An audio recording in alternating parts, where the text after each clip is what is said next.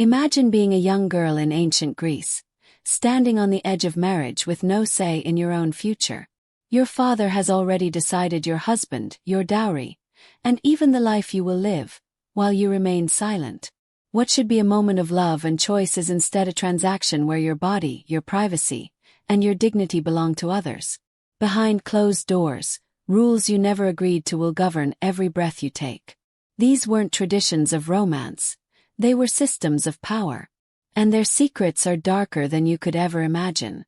In ancient Greece, marriage was never about love or personal choice. It was treated as a business agreement managed by men, while women had no voice in the matter. A girl's father or male guardian decided everything, from who she would marry to what dowry would be included. The daughter herself was not asked for her opinion, nor was her consent legally required.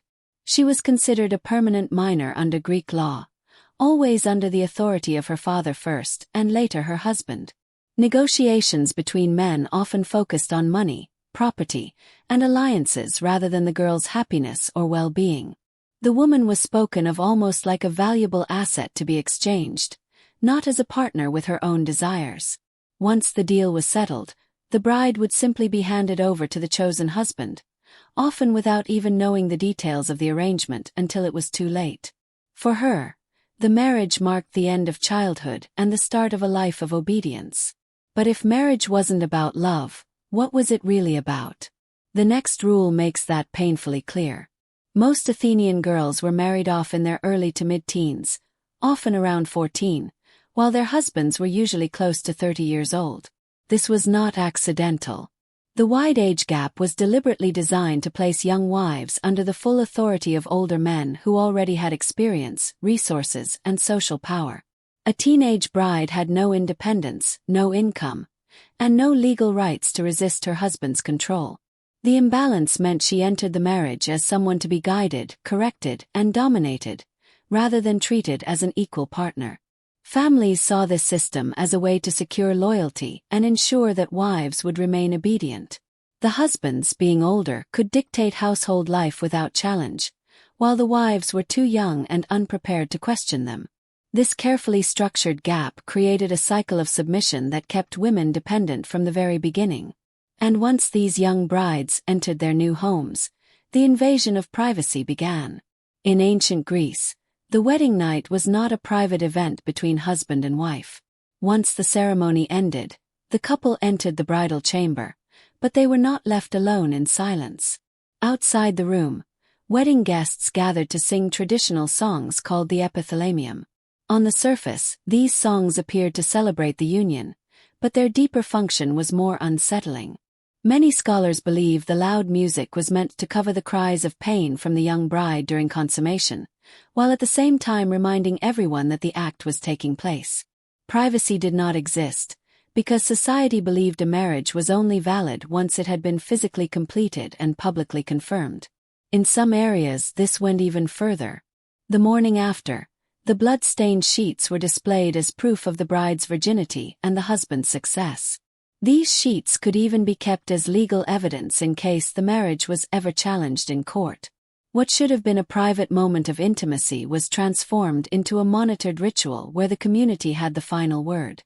But some communities went even further, turning the wedding night into something disturbingly theatrical.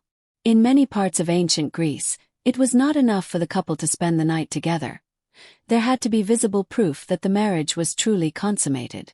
Families and sometimes even neighbors expected to see signs the following morning, such as the marked bedsheets or the physical condition of the bride.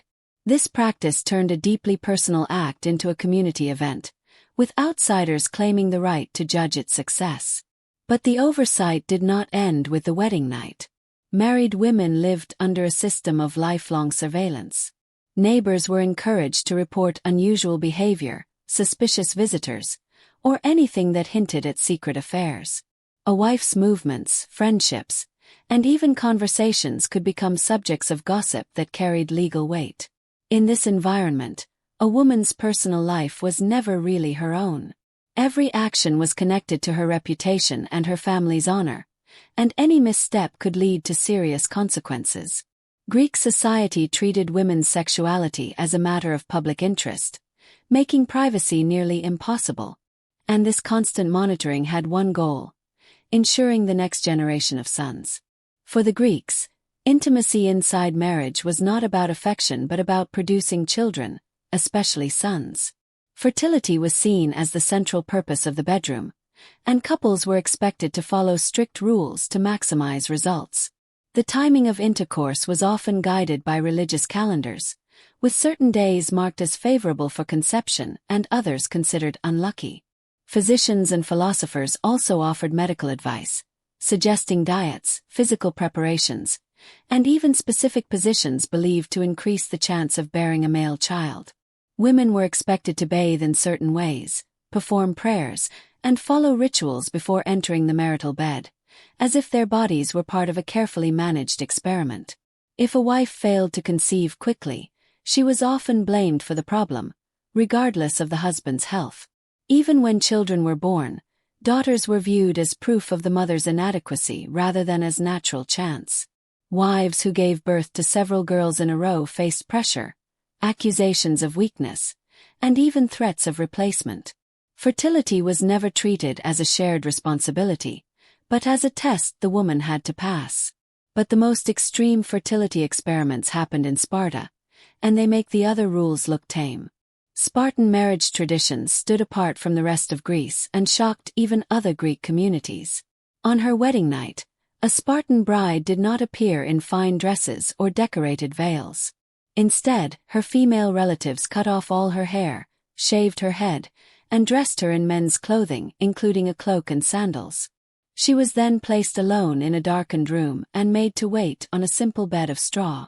After finishing his communal meal with fellow soldiers, the groom would secretly leave the barracks at night to meet his disguised bride. He would consummate the marriage in the darkness, and then return to live with his fellow warriors rather than staying with his wife. This arrangement could last for years, as Spartan men under the age of 30 were required to continue living in military housing. Many couples only met in secret nighttime visits, creating marriages that felt more like hidden affairs than family unions. The ritual of shaving and cross-dressing symbolized how strongly Spartan culture valued masculinity, even in women, and how little importance was given to emotional bonds. Yet even this bizarre ritual wasn't the most humiliating law Greek women faced. In Athens, adultery was not treated as a private matter but as a serious crime known as moichia. A man caught in sexual contact with another man's wife or daughter could be killed on the spot by the woman's male relatives, and the law would protect them for doing so. What seems even more striking is how the Greeks ranked these offenses. They believed seduction was worse than rape because it implied that the woman had given emotional consent to the relationship. A woman who willingly allowed another man into her life was thought to pose a greater danger to her household than one who was physically forced. This logic placed women in impossible situations. If they admitted to being assaulted, they risked being accused of inviting it. If they stayed silent, they could still face charges of adultery. Husbands were even required by law to divorce a wife found guilty of adultery, or else they themselves would be punished by losing certain rights. These harsh measures were not only about protecting honor. They served a deeper purpose that reached into every household. But why such harsh laws? The answer lies in property and inheritance. In Greek society, marriage was as much about property as it was about family.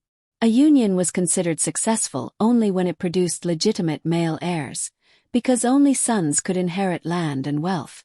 This meant a woman's fertility was never just personal. It was directly tied to the survival of her family's status and fortune. Every pregnancy was closely watched, not only by the husband but also by extended relatives who had a financial interest in the outcome. If a wife failed to produce sons, her position in the household became unstable. Divorce was an accepted solution, and another marriage might be arranged to secure the desired heirs. Legal codes made these expectations even stricter. For a child to be recognized as legitimate, the marriage itself had to meet precise conditions: proper dowry agreements, public recognition, and the approval of the community. If any detail was challenged, a child's claim to inheritance could be stripped away, leaving families vulnerable to losing their wealth. In this way, a woman's body was not her own but part of a system designed to guard property across generations. Even religion stepped in, turning intimacy into a public ritual. The Greeks believed that intimacy carried spiritual weight, so it had to be managed through ritual. Before entering the marital bed, couples were expected to perform prayers and offer gifts such as wine or flowers to fertility gods and goddesses. Women, in particular, often underwent purification rituals, bathing or cleansing themselves to remove what was thought to be spiritual pollution. These practices were meant to secure divine approval, but they also reinforced the idea that a woman's sexuality was dangerous unless carefully controlled. Even after normal marital relations, wives were sometimes required to undergo cleansing before rejoining household or religious life. Ignoring these rules was seen as more than personal disobedience. It was viewed as an offense against the gods that could bring misfortune on the entire community. What should have been a private act of intimacy was instead treated as a ritual performance with moral and religious oversight. But not everyone was treated the same. Free women were monitored. Enslaved women were exploited. The rules that restricted free women did not apply to enslaved women, who had no legal protection over their bodies. Male citizens could use enslaved women for sexual purposes without fear of punishment, since the law did not recognize these women as having rights. This created a system where sexual privilege became a clear marker of social status. A man's citizenship granted him control not only in politics but also in private access to women, while enslaved women were reduced to tools of labor and exploitation. The same society that punished adultery with death allowed widespread abuse of enslaved women without question. This double standard was not accidental. It was a deliberate way to reinforce hierarchies. By granting absolute vulnerability to enslaved women and guarded restrictions to free women, the Greeks made sexual access itself a reflection of power. The bedroom, like the battlefield or the marketplace, became another arena where dominance was exercised and status was displayed. Such practices stripped intimacy of any humanity, turning it into a weapon of control. This system not only destroyed intimacy, it banned it completely. Among the most unusual rituals of ancient Greece was one known as Pais amphails. On the night before consummation, tradition required that a young boy whose parents were both still alive be placed in the marriage bed with the bride. The presence of this child was believed to carry protective power and to bless the union with fertility, especially the hope of producing male offspring. The ritual reflected the deep anxiety Greek families held about inheritance and lineage. By choosing a boy with living parents, they symbolically connected the bride's future fertility with proven family survival. For the bride herself, this experience was yet another reminder that her body was seen less as her own and more as a vessel for her husband's bloodline. What might seem to us a strange and intrusive custom was treated at the time as a necessary step in securing family prosperity. It illustrates how far society was willing to go in turning private life into a managed public concern. These rules may sound alien today, but they reveal how power once controlled even the most private parts of life.